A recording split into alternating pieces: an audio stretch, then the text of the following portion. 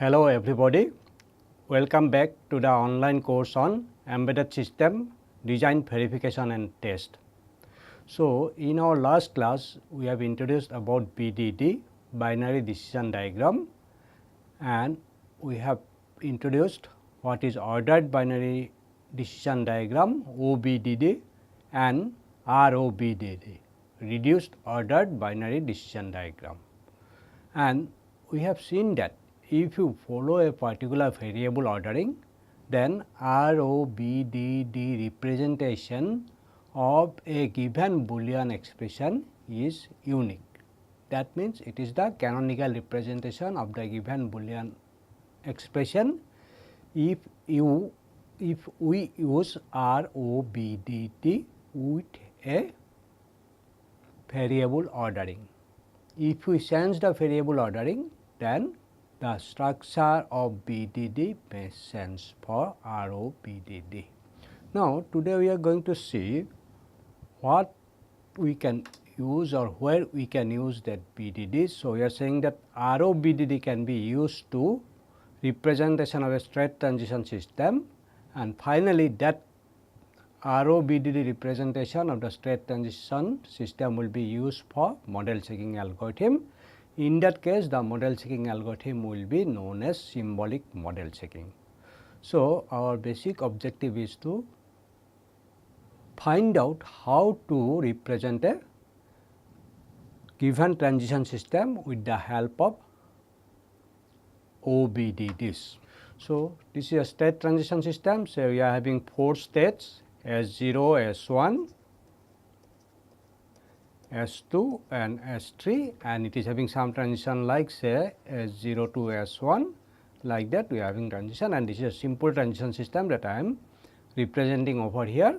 And now we are going to see how does information of this state transition system can be captured by BDDs or in particular OBDDs, Ordered Binary Decision Diagram. Now, to have this particular transition system and to represent the state, we need some encoding scheme, and basically we are going to use the state variables. Okay. So, since I am having 4 different states over here, we need 2 state variables, and we said that these are x1 and x2.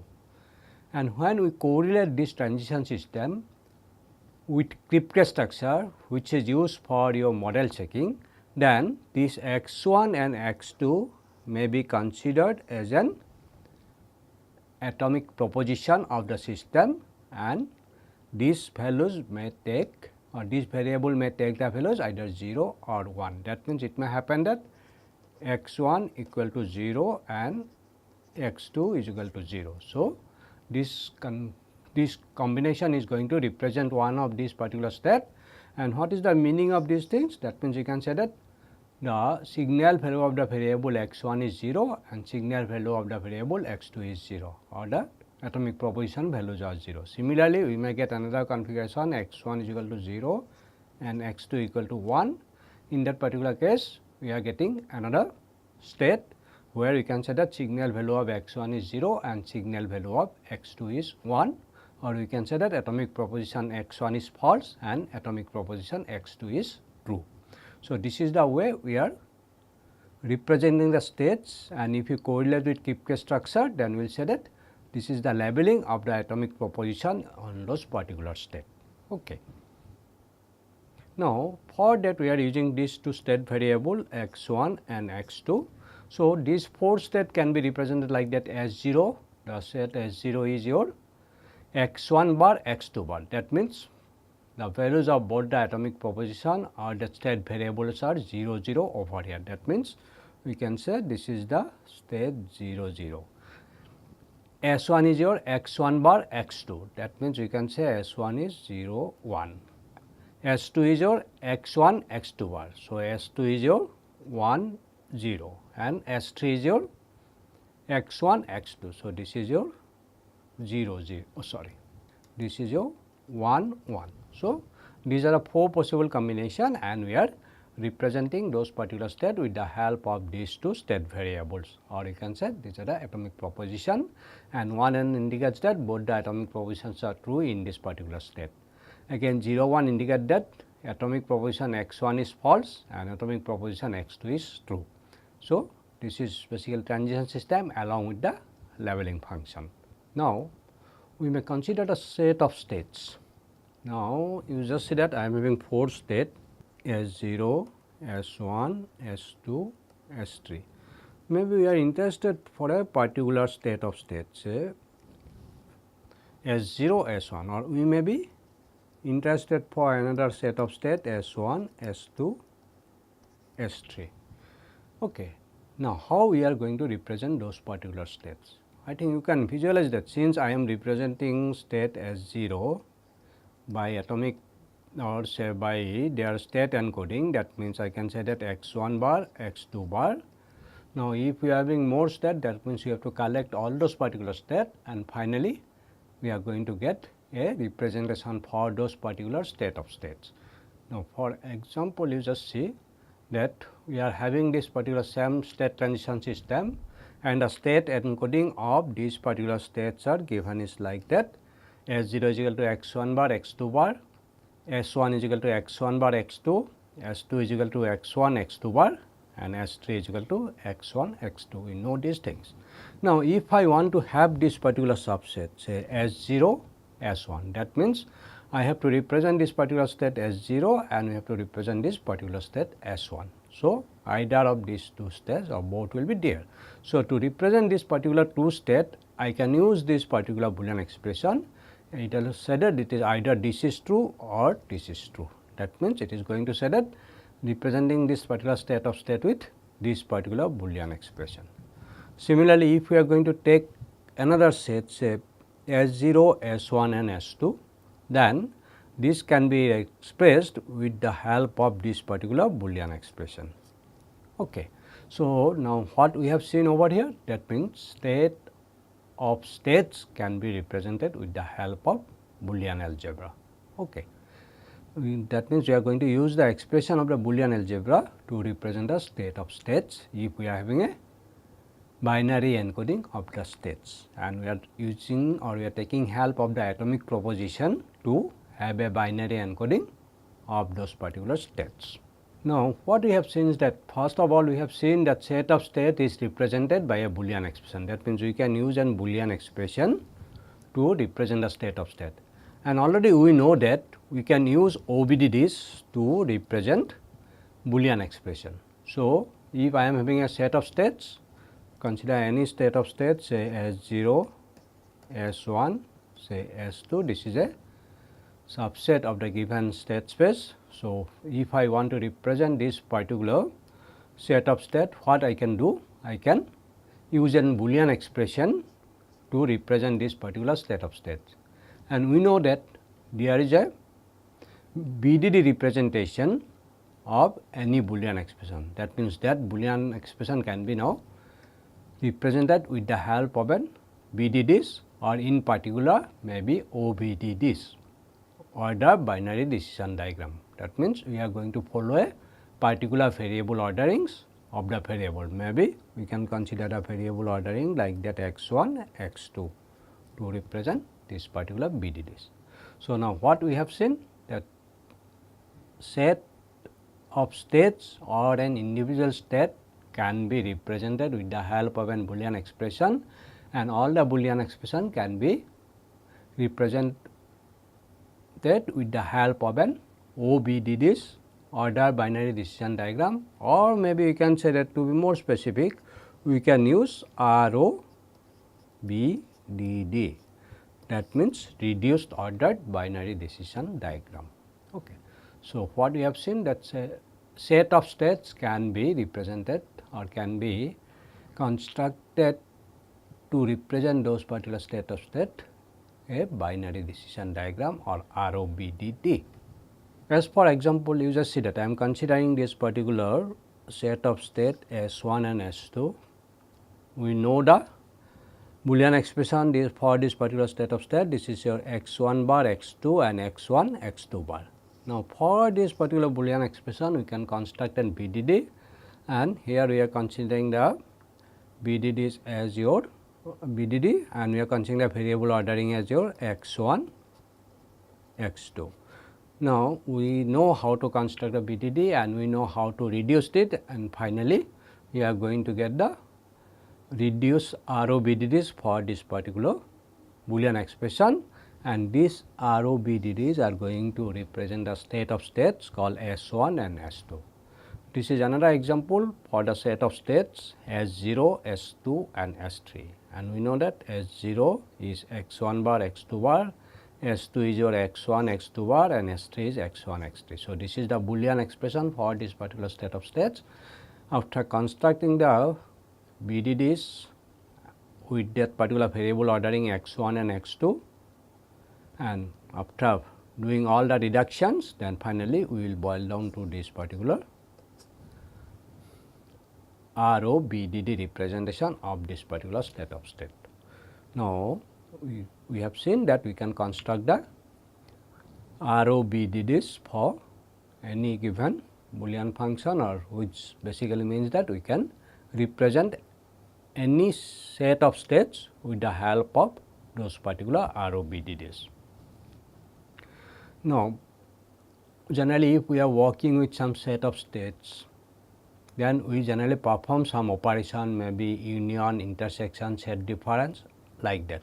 So, if I am having S1 and S2 are two given set, then what will happen? Generally we can perform S1 union S2. We can perform the operation S1 intersection S2, like that. So, whether such type of operation can be performed with the help of BDDs or not, because we are representing a state of state with the help of ROBDDs. Now, whether can we perform those particular set theoretical operation on BDDs or not? It is possible. Now, how we are going to do? We are going to first construct the ROBDDs for this particular two states. Say BS1 is going to represent the set of states S1, and BS2 is the ROBDD representation of the set S2. Okay. Now, we are in last class we have discussed some algorithm, we have discussed the algorithm apply also. Now, this apply algorithms is going to help us to find out the union or intersection of these two states. Now, what is the scenario we are going to do?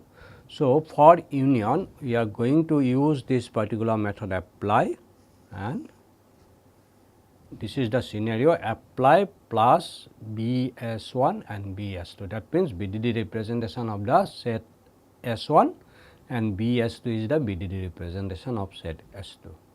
Similarly, for intersection we are going to use this particular operation apply dot BS1 and BS2. That means we are going to perform the dot operation between these two BDDs, and whatever resultant BDD we are going to get, that resultant BDD is going to represent the BDDs for S1 intersection S2, and this will give the BDD representation of S1 union S2. Now, whatever BDD we are getting an ordered BDD for these two operation resultant BDDs. It may not be a reduced one, already I have mentioned it. So, get the reduced OBDD, what we have to do, or what we can do, we will apply the reduce algorithm to get the ROBDD. Now, when we are going to perform this apply operation, then we know that both the BDDs must have computable variable ordering. That means, they must have the same variable ordering. So, if we are using say 3 variables, then what you can say that if x1, x2, x3 is a variable ordering for a BDD BS1, then we must have the same variable ordering for the BDD BS2.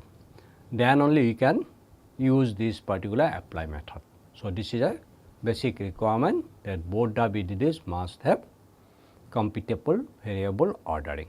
Now, how we are going to represent a transition system, or how we can view those particular transition systems. So, in transition system what will happen?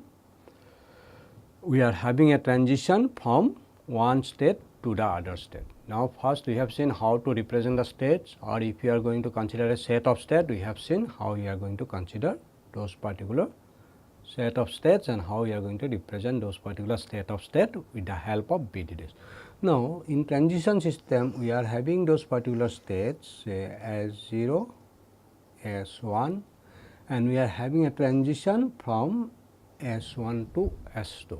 Now, if I am going to represent the state transition system, then we must have some mechanism to represent those particular transition. Okay. How we are going to represent this particular transition? Okay.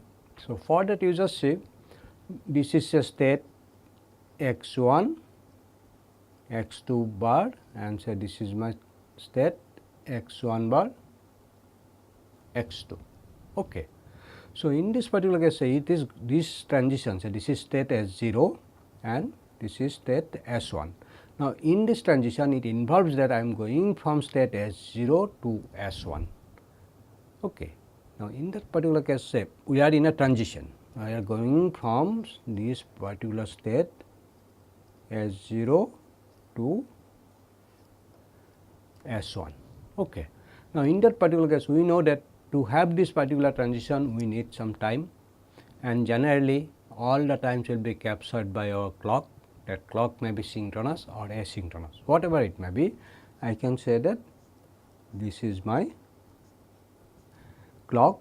So, if my transition start at this particular phase, then we must get the effect over here or maybe during this particular entire clock period. So, during transition now I am going from S1 to S2 and in next clock pulse what is our scenario basically my system in this particular state S1. That means, my system will be represented by this particular S x1 bar x2 from this particular timing instant after completion of the current clock pulse. Now, during this scenario I am going to have this particular transition. Now, how we are going to capture this particular information? So, for that we are going to have an order pair called present state and next state combination. So, this present state and next state combination is going to give me this particular transition. That means, this is your S0, S1, this order pair is going to indicate this particular transition system and SP says that this is the present state and SN is said that this is the next state. Now, I know that my system is in this particular present state and I know the state configuration, it is your x1 bar, x2 bar.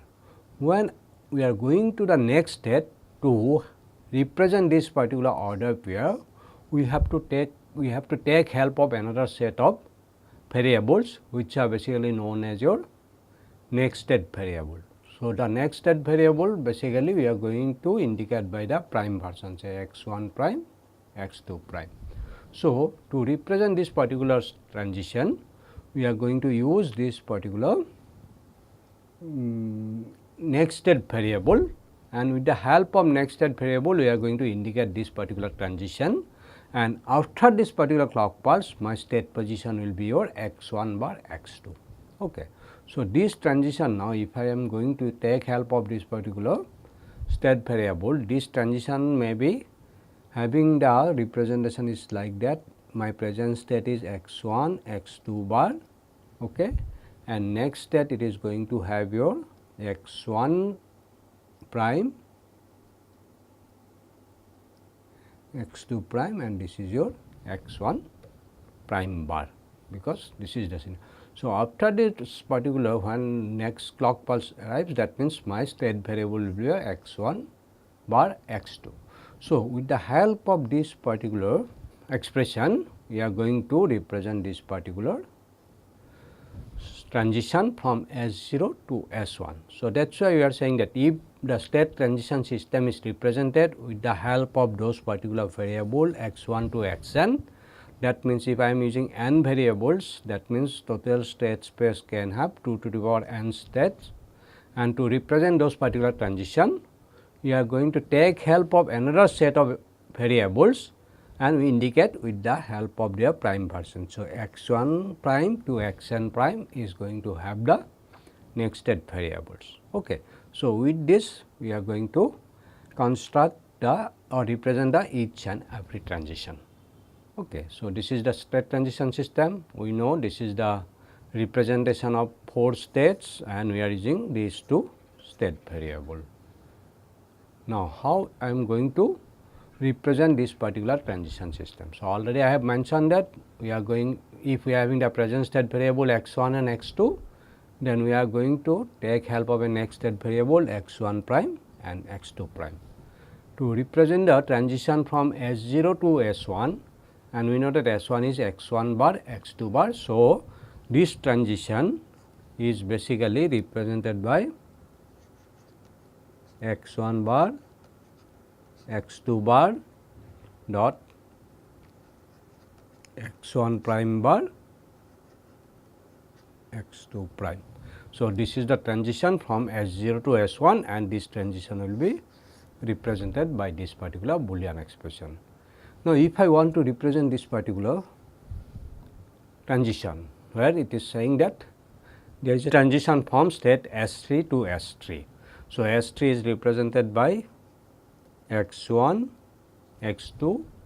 Now, we are having a transition from S3 to S3 itself, that means it is your x1 prime, x2 prime. These are the next state variable. Okay.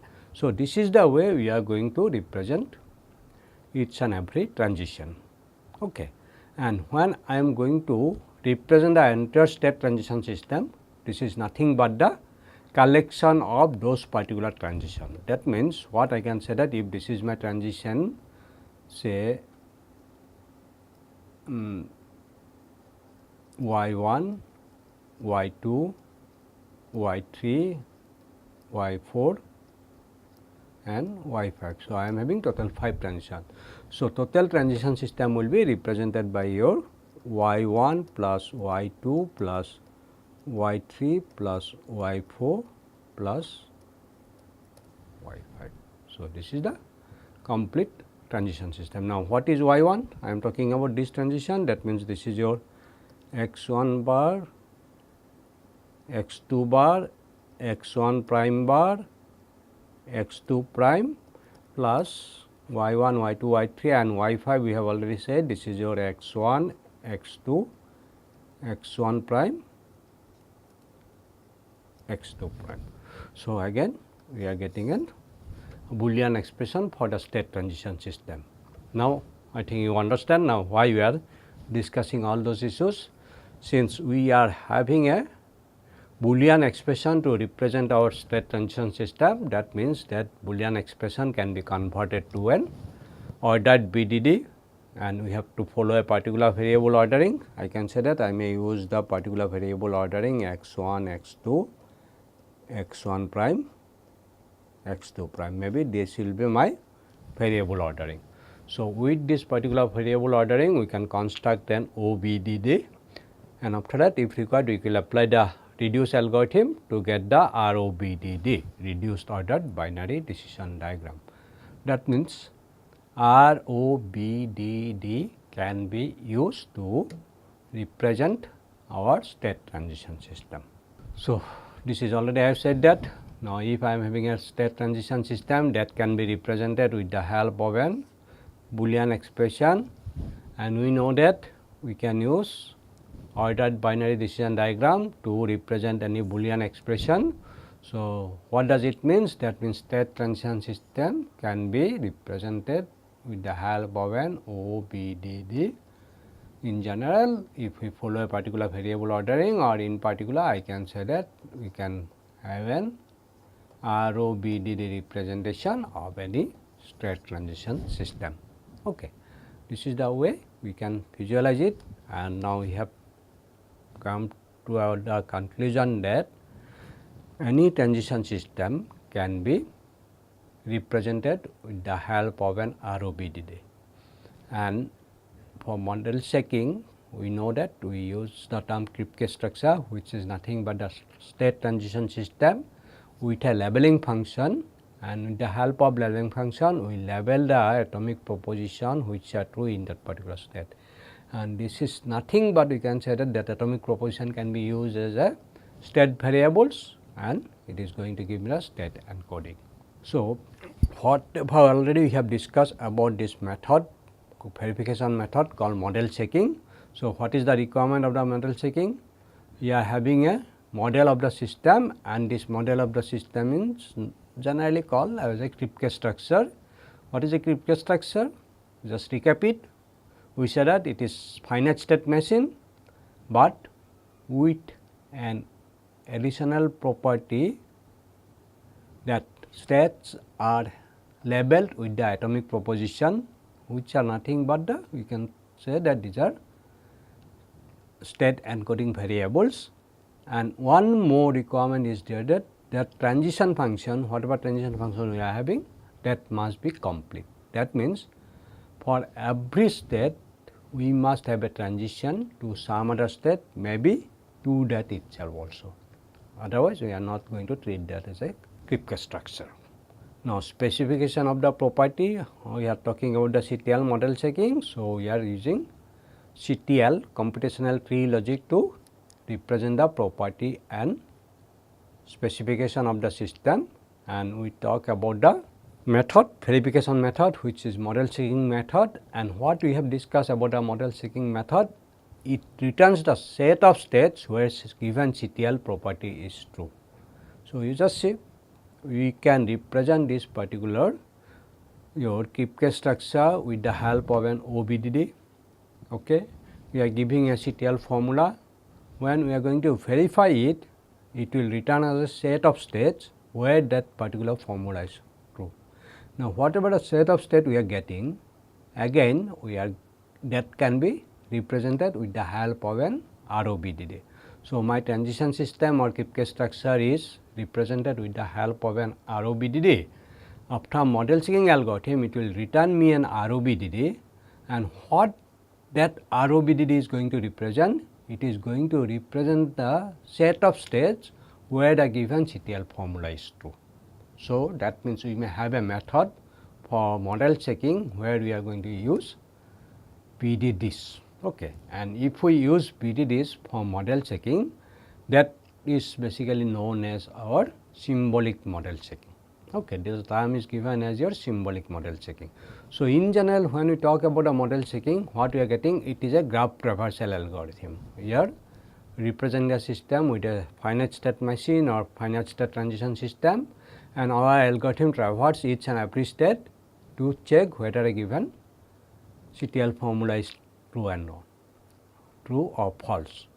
And what is the problem, inherent problem that we are having with model checking? This is the state space explosion problem. Already we have talked about it. If we are having n state variable, then we are going to have 2 to the power n different state, or it may not be reachable, but this is the total state space. If we increase the number of variables by 1, because my design demands it, to get the exact behavior, now instead of n we have to use n plus 1 variables, then my state space will become 2 to the power n plus 1. So, that means the explosion is exponential in nature. So, this is the main bottleneck of our model checking algorithm when we apply the graph traversal algorithm. Though we know that the complexity is polynomial time, it is on the number of states and the length of the formula. Okay. So, to contain this particular state space explosion problem, then what we are doing? We are using OBDDs to represent this Kripke structure, and accordingly we will write our algorithm to check the given CTL properties. Okay. So, in Kripke structure always said that it is a state transition system, and along with that we are having a leveling function, and this leveling function can be now treated as a state encoding of the states of the transition system. So, this is already I have said symbolic model checking.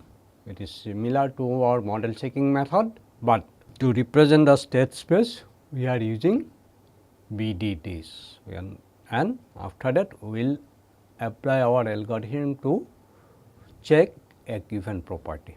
Okay. Now, just have a recap about that CTL model checking. We are going to consider that particular operator, say AFP. We know that what is AFP?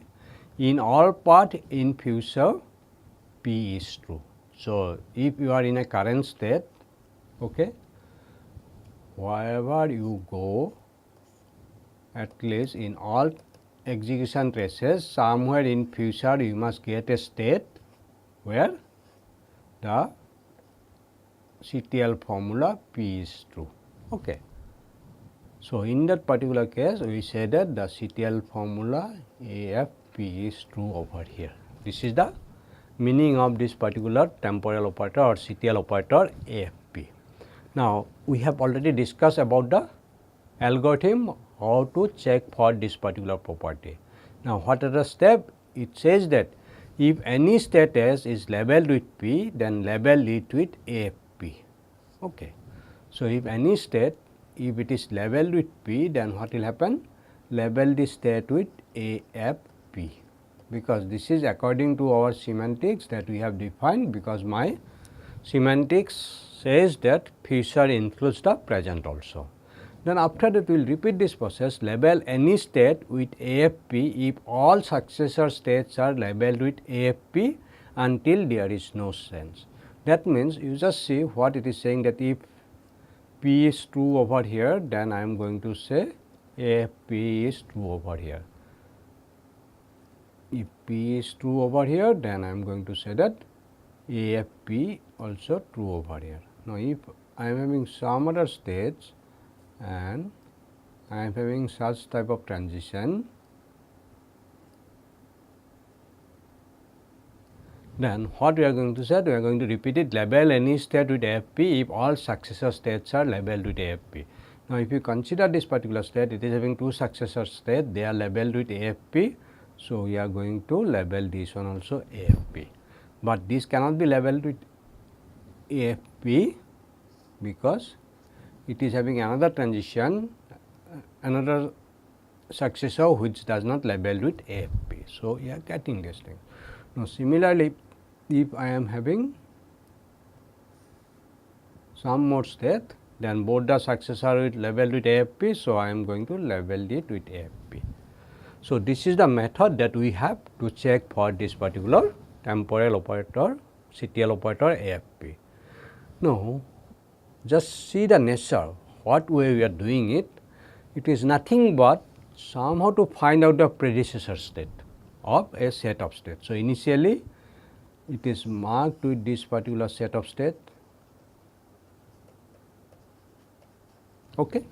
Now, we are going to look for all the predecessor of this state of state, and we are going to pick up those particular states which is satisfying this given property AFP. That means, all successors should have labeled with AFP. So, that is why we are collecting it. Now, we are getting this particular set of states. Okay. Now, after that again we are looking for the predecessor for those particular state of state, and we are getting it. And if I cannot get any other predecessor set which is satisfying our requirement, then we will stop it, because we say that until there is no change. This there is no change is talking about basically this collect set of states where we are collecting new states. If we cannot include any more new state, then we will terminate our algorithm. So, this is the way we are checking AFP. Now, what is the crux over here? What we have observed? So, we need some method to find out the predecessor states of a given set of states. Okay. Now, we will see what can be done. So, this is the requirement. We have to find a predecessor state of a set of states of a particular state, or maybe a set of state. And we know that whether it is a state or set of state, they can be represented with the help of an BDDs. Okay. We can have a BDD representation of a set of state. So, now how to find out those particular predecessor state? Now, we have to see this particular scenario. Now, to find the predecessor state, here we are going to define two functions. Okay. What are these two functions? One is known as your pre-there exists x. What it says? Take a subset x of state S and return the set of states which can make a transition into x. That means, if this is my total state space S, okay, and I am considering a particular subset x over here. Now, it says that take a subset X of state S and return the set of state which can make a transition into X. That means, if I am having a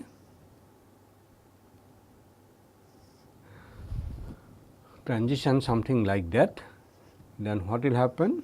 In that particular case, this particular state will become a predecessor of this particular state X, but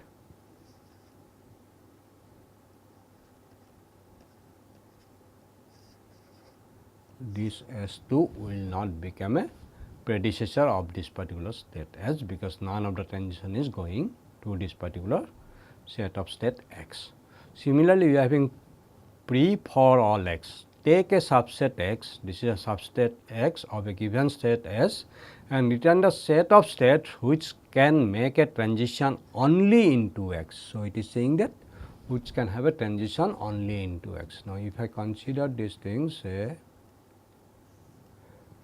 this is having two states, two transition, and both the transitions are coming to a state which is a member of this particular subset X. Then this particular S3 will be a member of this particular pre for all X function. Okay. So, we are talking that pre function which basically give me the predecessors of a set of states, and there is two notion, one is pre there exists X and pre for all X. So, for there exists X, at least I should have a transition to the state of state X. For all of X or for pre all, then we are going to consider those particular predecessors whose all the transitions are going into this particular subset X. Okay. So, that means we must have a method to find out those particular predecessor state. The way we are defining it. Now, this is the basic formal definition of pre there exists X. Already we are just having the notion of pre there exists X. It says that if I am taking this particular subset X, okay, of a given set S, then I am going to collect such type of state S which is a member of this X, such that it is going to satisfy this particular behavior. We must have at least one S dash, such that we are having a transition from S to S dash, and S dash belongs to this particular set X. Okay. So, such type of set we are going to collect, and we said that this is the predecessor of those particular set of state X. Similarly, for P for all X, then again we are going to collect such type of state S, and what are the properties of those particular states? It says that for all S dash, we are having the transition from S to S dash, and this S dash must be a member of this particular X. So, whatever successor we are having of this particular set S, all must be a member of this particular subset X. Okay. So, this is the formal way of defining pre there exists X and pre for all X. Okay. Now, we have just defined it. Now, we will see how we can identify those particular set of state. So, this is some example, some figure I try to this thing. So, this is a subset X, okay, we are considering. Okay. Now, pre there exists X, then what will happen? Now, we are going to see this particular scenario, and we will find that this whatever state y1, y2, y3 and y4 we are having, which is outside of this particular subset X, then pre there exists X will be your y2 and y3, because for these two states some of the transitions are coming over here, because here we are defining like that we must get such type of transition from S to S dash, and S dash must be a member of this particular X. So, in this particular case what we are getting, that pre there exists X will be your state y1 and y2. Now, if I am going to talk about pre for all X, then what I am going to get? Now, I think you can visualize it, the scenario. If I am having this scenario, then it is going to give me the set y2 only, because all the transition from this y2 is leading to this particular subset S, okay, subset X. But from y1, one is coming to this subset X, but other one is outside of this particular S. So, pre for all X will going to give me y2, because we are having such type of states where all transitions are coming into this particular subset S. Okay. Now, we are having an important relationship between pre there exists X and pre for all X. So, pre for all X can be expressed with the help of this particular equation. That means, it is pre there exists S minus X, can have this thing. So, S minus pre there exists S minus X. What is S? It is the set of all states, and X is your subset of X. Okay. Now, this is an important relationship where we are saying. So, that means, if we are having a method to find out pre there exists X, then we can use this particular method to evaluate pre for all X. Okay. So, this is the scenario that we are having now. So, this is a scenario. Now, can you visualize it, why this particular scenario is true? Okay. Here we are talking about pre there exists S minus, oh sorry, first we are evaluating these things. That means, if this is the set of state S, okay, and this is X. Now, what is the set we are considering? S minus X. Okay. That means, if I am going to have a transition state, say S0, and if it is having a transition to say Sn, that means S0 will be a member of this particular pre there exists S minus X, because S minus X is going to give me this region except this particular X. Okay. So, what it says that this is the state which is not having any transition to X. Okay. So, if we are not getting such type of scenario, consider this particular state where I am having two transition, both are coming to this particular state, then it will not be a member of this particular pre there exists S minus X. So, this is going to have the property that all the transition is going into the subset X. So, that is why S minus pre there exists S minus X is going to give me pre for all X. Okay. So, this relation helps us to find out pre for all X, provided we are having a method to find out pre there exists X. Okay. So, this is same model. So, if I am going to talk about say pre there exists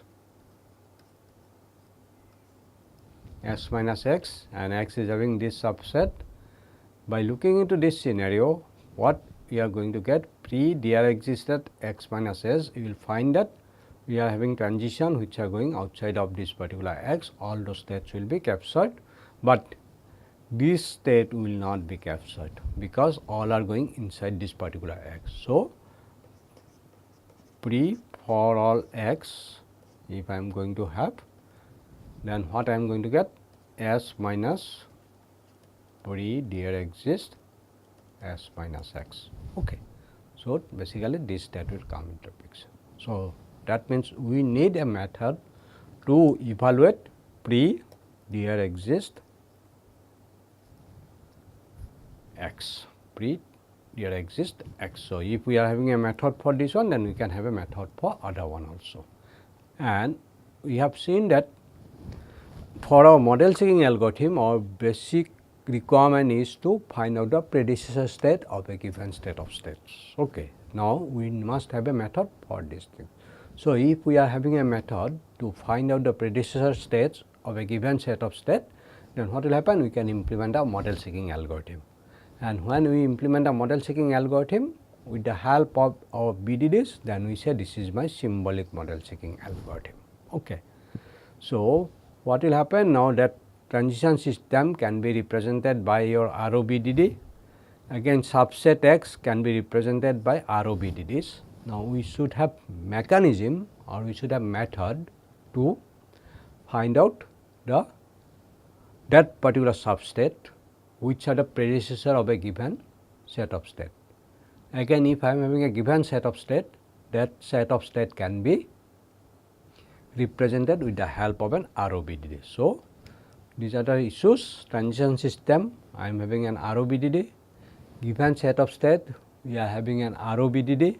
Okay. So, we need a method which is going to give me the predecessor states of that given set of state.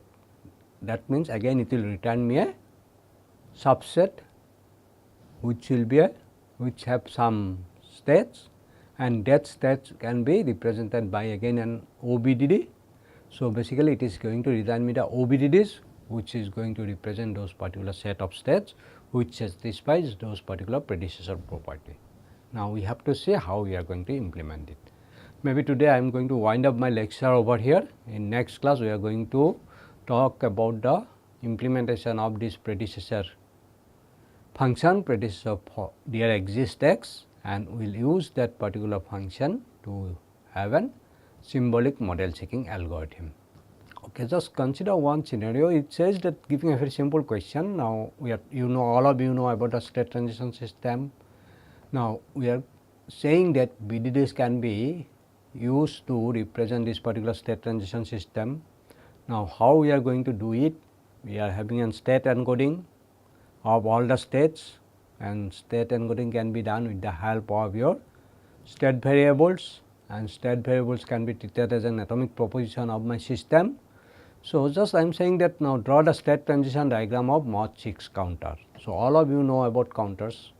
You have designed several counters, maybe it is your synchronous counter, asynchronous counter, maybe up counter, down counter. So, you know all those things. Now, I am saying that draw the state transition diagram of a mod 6 counter. We know what is mod 6 counter.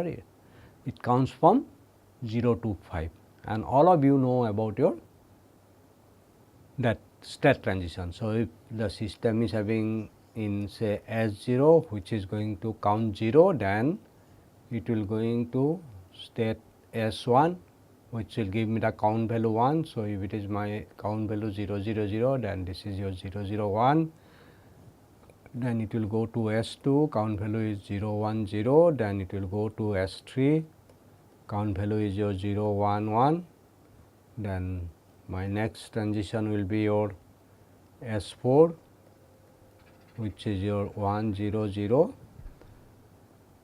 then next state is your S5, the count value is your 1 0 1, then again it will go back to 0. So, this is a mod 6 counter which counts from 0 to 5. Now, all of you know these things, and you have when you are going to design a mod 6 counter, generally all of you start from this particular state transition diagram, then you are having the state table representation, then you are having the excitation table. Looking into the excitation table, you find out the inputs for the flip flops, and finally you come up with the design. Now, since we are talking about the BDDs, now what I am saying that consider a binary encoding of the states, because we need 3 variables. Already I have put the encoding. Now, give the Boolean expression for this particular transition system. Now, you just try to find out the Boolean expression how to represent this particular transition system. Already we have discussed about it. We are having a state variable to represent those particular transition. We need another set of variable which is treated as your next state variable.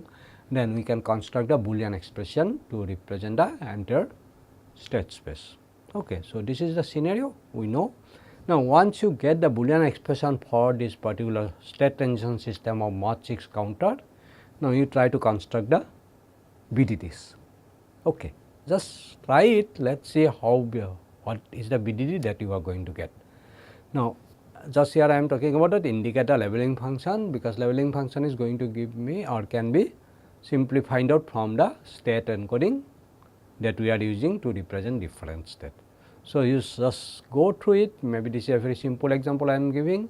You may try for some other transition system also, where you can capture the behavior of the transition with the help of Boolean expression. Okay, you just try to do 2-3 more examples, so that you can visualize it is really with Boolean expression we can represent the state transition system. Okay. With this I will wind up today. In next class already I have mentioned that we are going to now discuss about how to find out the predecessor state or how to implement a pre there exists x, where x is a given subset, and we will use this particular method to implement the model checking algorithm. If the inputs will be used as my OBDDs, that means transition system is represented with the help of BDDs, then we say this is my symbolic model checking. So, that is all. Thank you all. Goodbye.